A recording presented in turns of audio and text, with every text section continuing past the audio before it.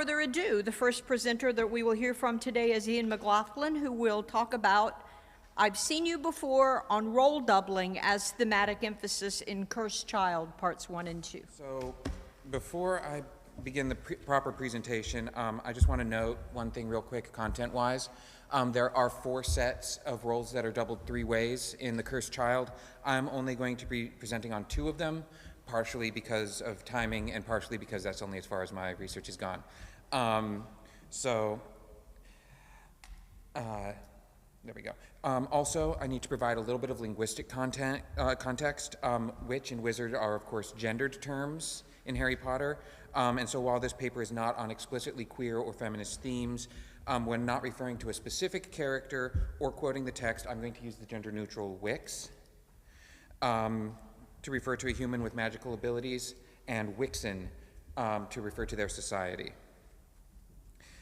This is just an effort to remake Harry Potter safe for trans and non-binary fans.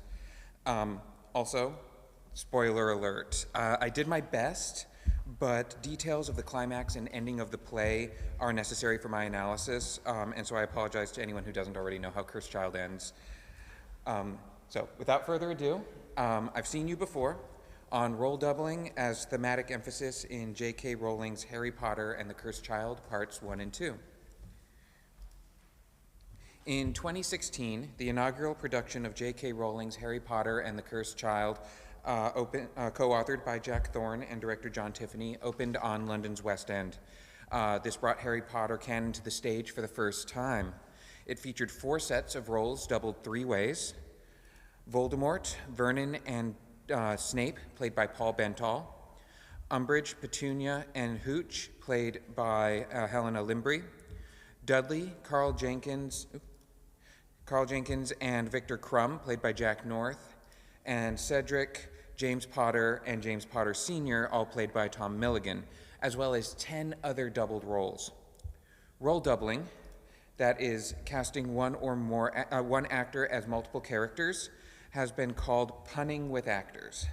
And indeed, role doubling parallels what Dryden called the lowest form of wit.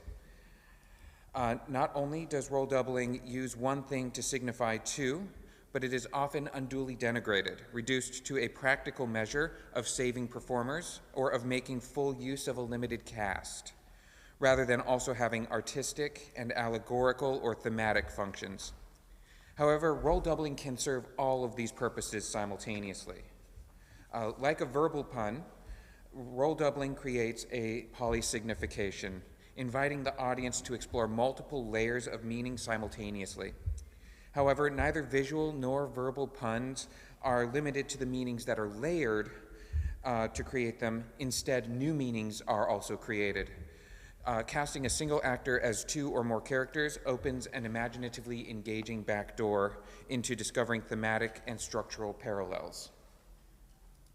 For instance, Lin-Manuel Miranda wrote several roles to be doubled in Hamilton, each revealing a thematic purpose via the lyrics in the opening number.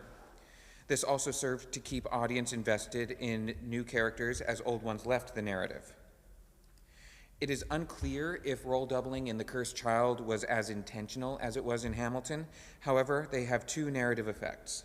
First, each of the triads highlights how, throughout the franchise, the Muggle and Wixen worlds are overlapping cultures that are similar yet different by including, aside from the triad played by Milligan, both Muggles and Wixes, as well as highlighting how Harry and Albus's experiences at Hogwarts are also similar yet different. Second, each triad is defined by themes connecting the characters, and having a single actor cast as each triad highlights these themes visually. For those who may not be aware, Cursed Child is Albus Potter's first 4 years at Hogwarts.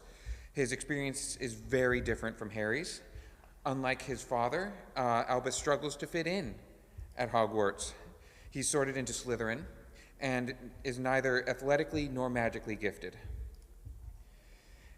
He befriends classmate Scorpius Malfoy, who is rumored to be Voldemort's son, and he also befriends Delphine Diggory, Cedric Diggory's adult cousin. They become involved in time travel misadventures, with disastrous consequences, including the creation of what McGregor and Cosman have dubbed the Dark Timeline, where Harry dies and Voldemort reigns supreme. Albus's journey, marked by unexpected friendships and the perils of altering time, highlights a key theme in both Cursed Child and Harry Potter as a whole: character ambiguity. While the original books often appear to operate in clear-cut binaries, the play, like its predecessors, delves into the complexities and contradictions within each character. These ambiguities are used as plot twists and to build tension throughout the Harry Potter franchise. From Quirrell to Sirius to Snape to Dumbledore, characters are rarely just one thing. The same holds in Cursed Child.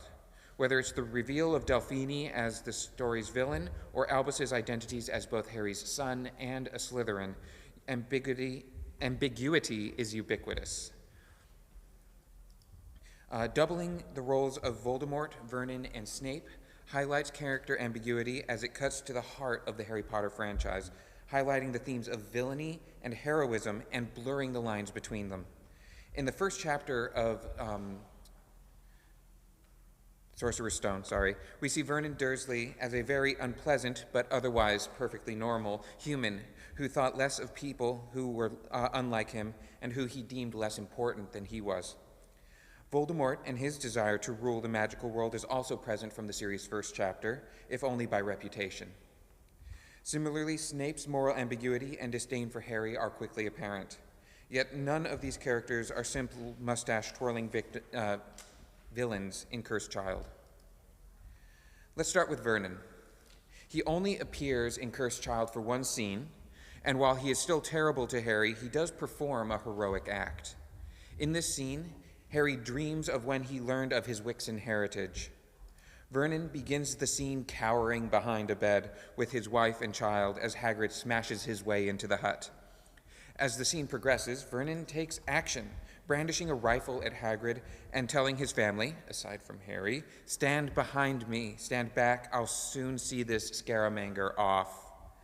In his way, Vernon performs heroism, physically shielding Petunia and Dudley from a perceived threat. Vernon, therefore, is a hero that could have been, capable of specific love despite never directing it towards Harry. The idea of specific love is the core of heroism in Harry Potter. It is Lily Sr.'s specific love that protects the infant Harry. It is Snape's specific love that drives his double agency. Harry's specific love cancels out Voldemort's spell in the final chapters of Deathly Hallows. However, in Cursed Child, Harry struggles to show Albus specific love.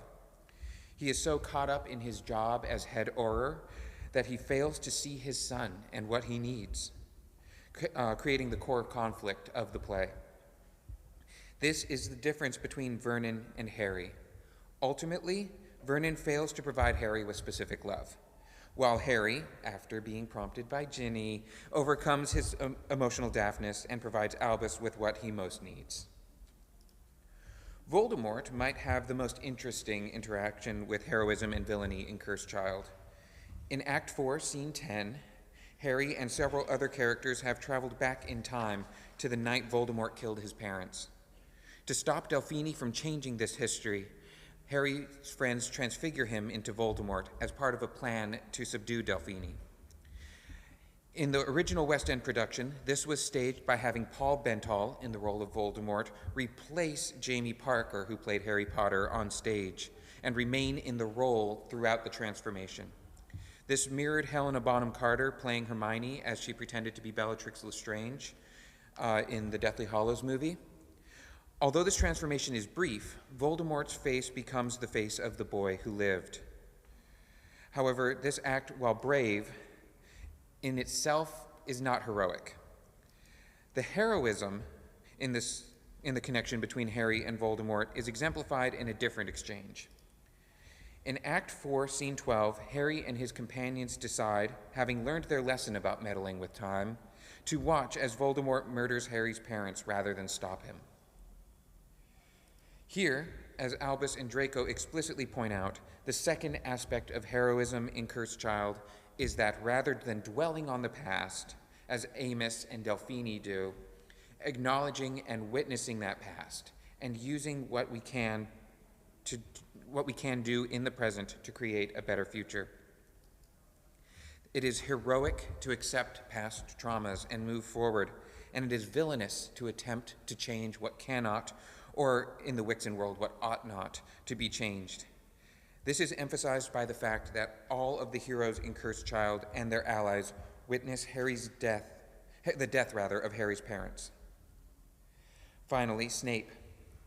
From Sorcerer's Stone onward, the reader can see Snape's ambiguous relationship with heroism and villainy. Throughout Harry Potter, Snape does many terrible things, all in the name of his double agency. With his final acts giving Harry the information he needs to defeat Voldemort. However, for many, Snape's redemption seems incomplete. Readers are left with the question, are Snape's actions that allowed him to maintain his cover as a Death Eater less villainous because he did them for the greater good? Or does the vile nature of his actions undermine his motivations? The problem in answering this question in the Harry Potter books is that we learn of Snape's motivations retroactively and posthumously. We never see Snape as a retired spy or watch him fight back against the Death Eaters with Harry and his allies. Snape's redemption in the Prime timeline is unsatisfying. He seems to be performing allyship towards Dumbledore and Harry for selfish reasons, political safety, assuaging his guilt, or triangulating his love for Lily onto Harry, not political or ideological convictions. Cursed Child potentially remedies this shortcoming. In Cursed Child's dark timeline, Snape survived the Second Wizarding War and remains potions master at Hogwarts, allowing us to see Snape out from under Dumbledore's reign and in a renewed set of circumstances, where he has less of a vested interest in performing as Dumbledore's ally and removes his personal selfish motivations to do what Lily would have wanted. In his words, I couldn't save Harry for Lily, so now I give my allegiance to the cause she believed in, and it's possible that along the way, I started to believe in it myself. Snape had been faking it till he made it in this alternate world for 23 years, and he made it. Snape remains the sort of person who would sacrifice himself not out of duty to Dumbledore or guilt over Lily's death, but rather because he does have this sense of what is right and is committed to it. Snape thus reveals the third aspect of heroism in Cursed Child. One must have specific love, bear witness to the past, and then act on that love and information. Snape is mean, vindictive, cruel, and unfair throughout the books, right up to his death. He must be so to maintain his cover and perform his role in the fight against Voldemort.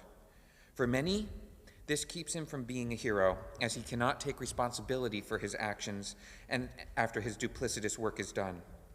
In Cursed Child, Snape gets that opportunity and takes full advantage, thus achieving a more satisfying redemption and earning his place as a hero.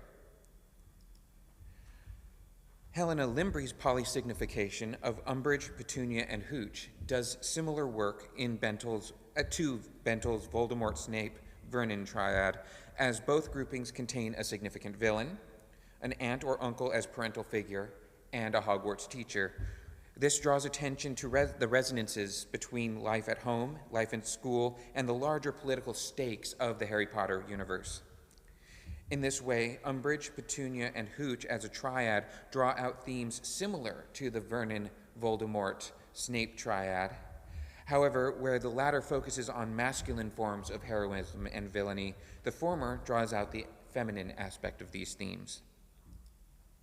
One of the differences between the genders of violence in Cursed Child is that while the characters in Bentl's triad are often physically violent or imposing, Limbrey's characters are primarily associated with psychological rather than physical villainy. Umbridge wants to subjugate, Petunia to shame and belittle, and Hooch is cold and unaffected. Another difference between the masculine and feminine villains in Cursed Child is that the latter lacks the ambiguity of the former. Neither Umbridge, Petunia, nor Hooch show redeeming qualities in Cursed Child, nor is their villainy complicated by the narrative. Further, in the original 7 books, we have prominent female characters who are almost unambiguously heroic.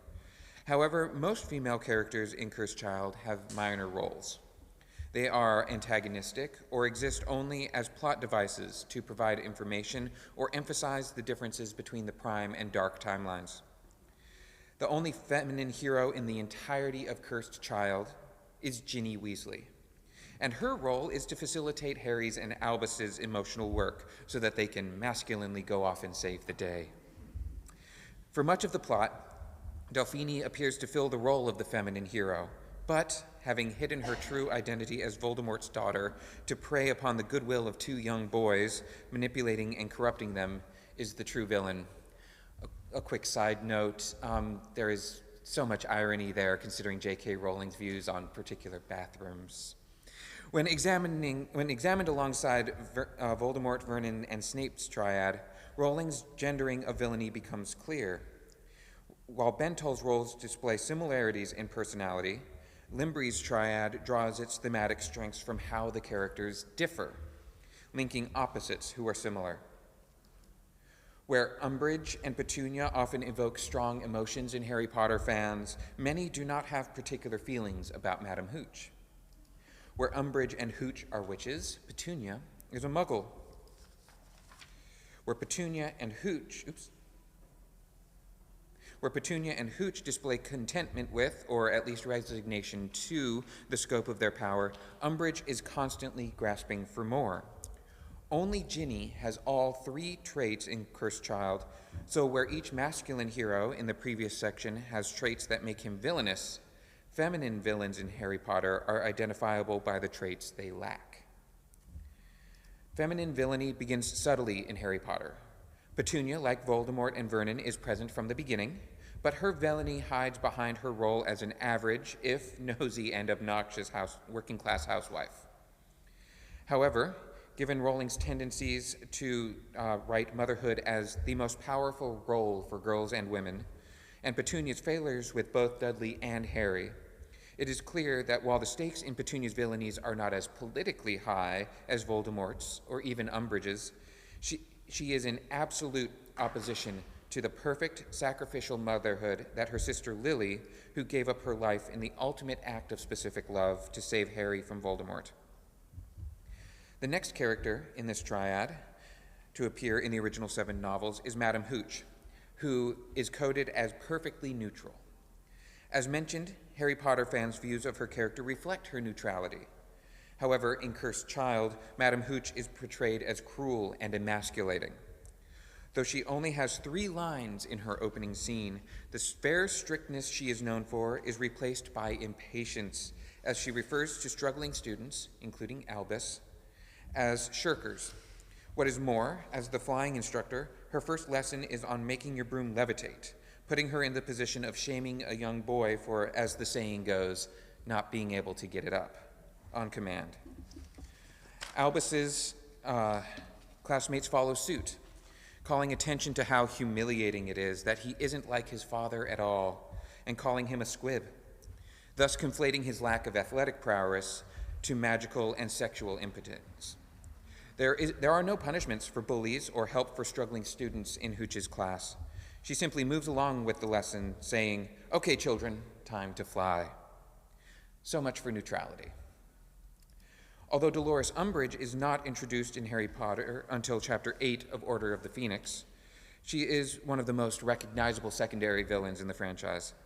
Her role in this book is essentially that of Dumbledore's Jungian shadow, and she is the first female character to commit villainy on a political rather than personal level. Indeed, when Harry first meets Umbridge, she is sitting as Minister for Magic Cornelius Fudge's right hand at a Wizengamot to determine if Harry has used magic illegally. Umbridge's villainy is only amplified in Cursed Child. While in the Prime timeline, she is removed as headmistress when Voldemort's return is made public. In the Dark timeline, she remains headmistress and runs the school with the same iron fist as she demonstrated in Order of the Phoenix. Narratively, she serves as an expository source, revealing that Scorpius and Albus's meddlings with time resulted in Harry dying at the Battle of Hogwarts, and that Voldemort is alive and well as the head of the new government. As that government's representative at Hogwarts, Umbridge is also allowed to play out all of her most sadistic tendencies, not only allowing, but encouraging fleshing out the more dilettante students, read Muggleborns, at Hogwarts, going so far as condoning torturing them in the dungeons. This highlights the sole feature of female villainy shared across Harry Potter. It is always subordinate to a male-run institution.